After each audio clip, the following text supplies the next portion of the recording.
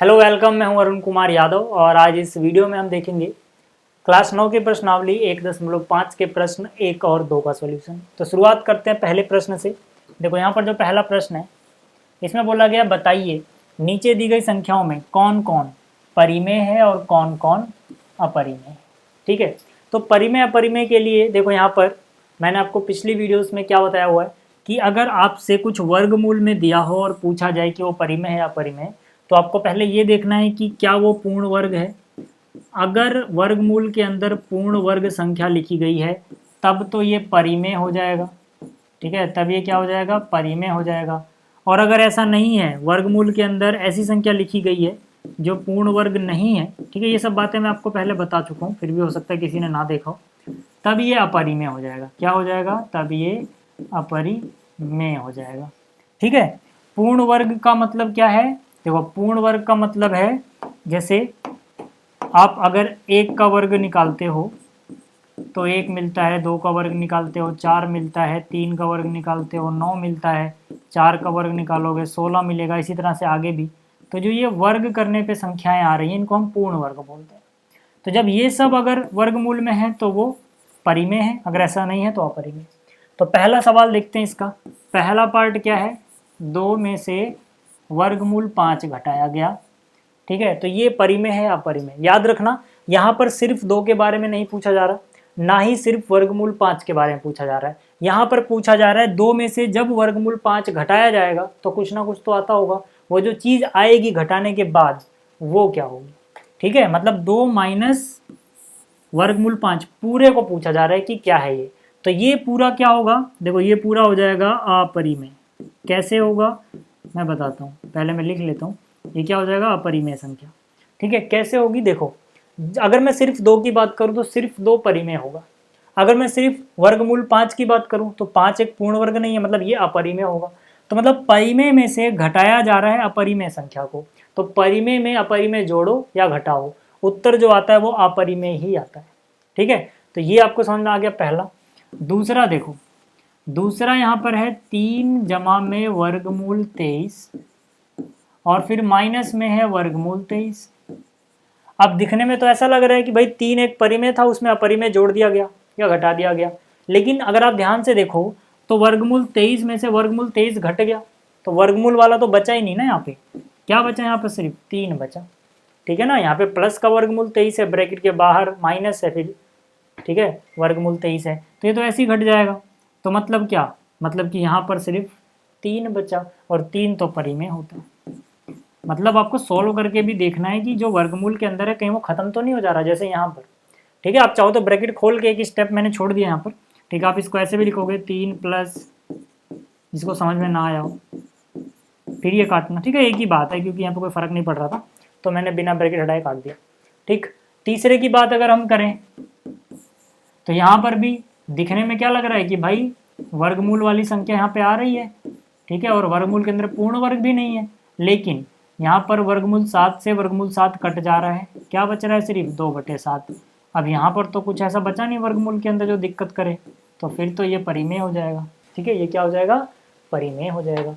इसी तरह से देखो यहाँ पर, ठीक है, जो इसका अगला पार्ट है 1 में वर्गमूल 2, वर्गमूल 2 तो अपरिमेय होता है, तो जब 1 से इसको भाग देंगे तभी भी ये क्या रहेगा, अपरिमेय ही रहेगा, यानी 1 में वर्गमूल 2 भी अपरिमेय हो जाएगा। मैं इसकी बात कर रहा हूँ, ठीक है ना, ये क्या हो जाएगा, अपरिमेय। 1 में वर्गमूल 2 क्या होगा, अपरिमेय। इसी तरह से जो 2 पाई है, ठीक है, ये भी क्या होगा, ये भी अपरिमेय होगा।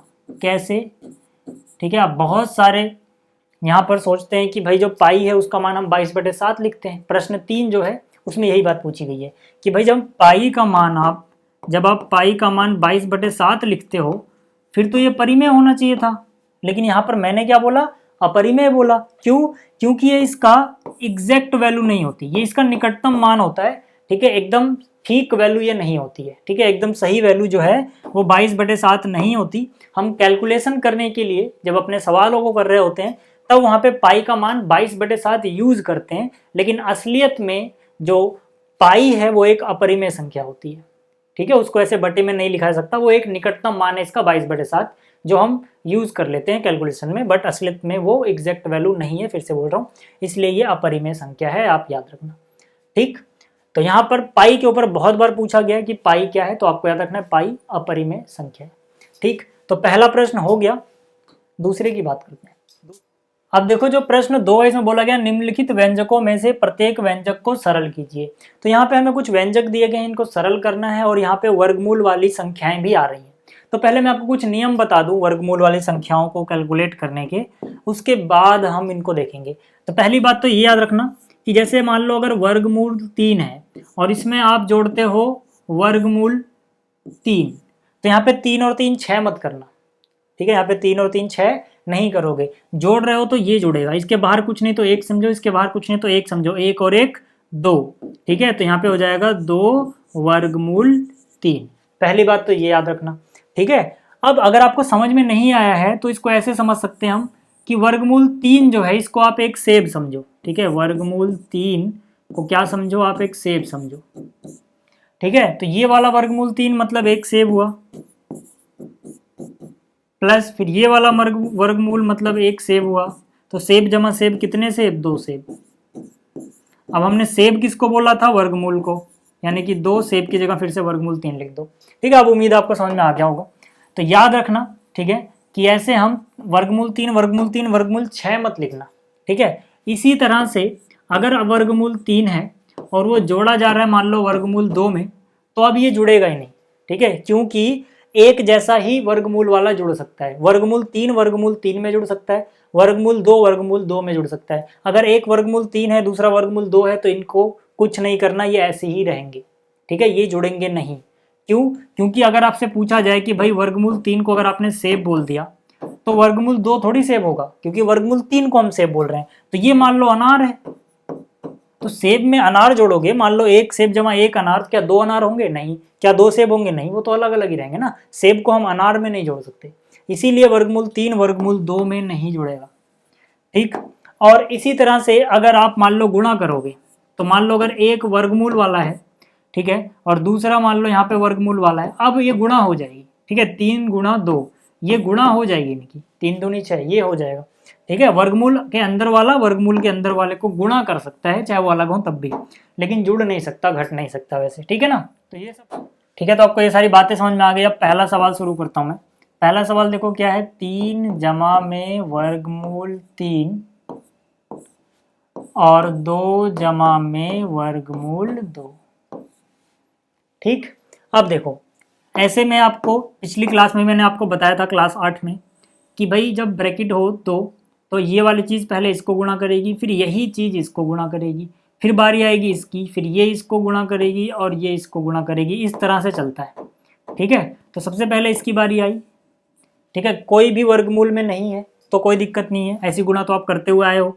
3 गुणा में 2 कितना कर दोगे, 6 कर दोगे। इसने इसको गुणा कर दिया, अब यही जाएगा इसके पास, लेकिन अब ये गुणा नहीं होंगे। 3 गुणा 2 वर्गमूल 6 मत लिखना।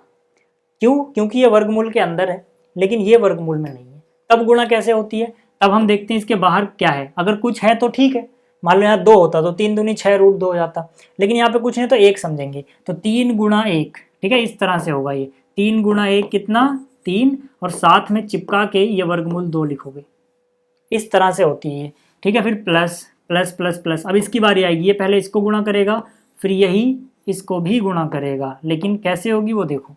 जब ये इसके पास गुणा करने के लिए जाएगा तो ये तो वर्गमूल में है लेकिन ये नहीं है, तो मतलब इसके बाहर कुछ नहीं तो 1, तो ये 1 इस 2 को गुणा करेगा। ठीक है, तो 1 गुणा में 2 कितना हो जाएगा, 2, और ये वर्गमूल 3 इसके साथ बस चिपका के ऐसे ही छोड़ देंगे। ठीक, इसके अलावा फिर ये इसके पास जाएगा, अब गुणा हो जाएगी 3 दूनी 6। क्यों? क्योंकि ये भी वर्गमूल में है, ये भी वर्गमूल में है। ठीक, तो यहाँ पर क्या हो जाएगा, वर्गमूल 3 गुणा में 2 यानी कि 6। अब हम देखेंगे कि क्या इससे आगे ये सवाल हो सकता है। तो यहाँ पे बिना वर्गमूल वाला है, कोई है ऐसा? नहीं, तो ये किसी में जुड़ेगा नहीं। यहाँ पे वर्गमूल के अंदर 2 वाला है, तो वर्गमूल के अंदर 2 वाला सिर्फ वर्गमूल में 2 वाले के साथ जुड़ सकता है। यहाँ पर तो वर्गमूल में 3 है, यहाँ पे 6 है, तो नहीं जुड़ेगा। मतलब कोई भी किसी में अब ना जुड़ सकता है ना घट सकता है, तो ये इससे आगे नहीं होगा, यहीं तक रहेगा। ठीक है, तो ये था पहला सवाल। अब दूसरे की बात करते हैं, इसका दूसरा पार्ट देखो, ये रहा इसका दूसरा पार्ट। दूसरे पार्ट में तो सीधा सीधा फॉर्मूला लग जाएगा, ज़्यादा दिक्कत लेने वाली बात है नहीं। ठीक है, आपने फॉर्मूला पढ़ा होगा छोटी क्लास में। फॉर्मूला है a जमा में b और a माइनस में b बराबर होता है a का वर्ग माइनस में b का वर्ग। अगर आपने नहीं भी पढ़ा है तो अब पढ़ लो। a जमा b, a माइनस b, ये फॉर्मूला हम तब लगाते हैं जब दोनों ब्रैकेट में शुरुआत वाली चीज एक जैसी हो।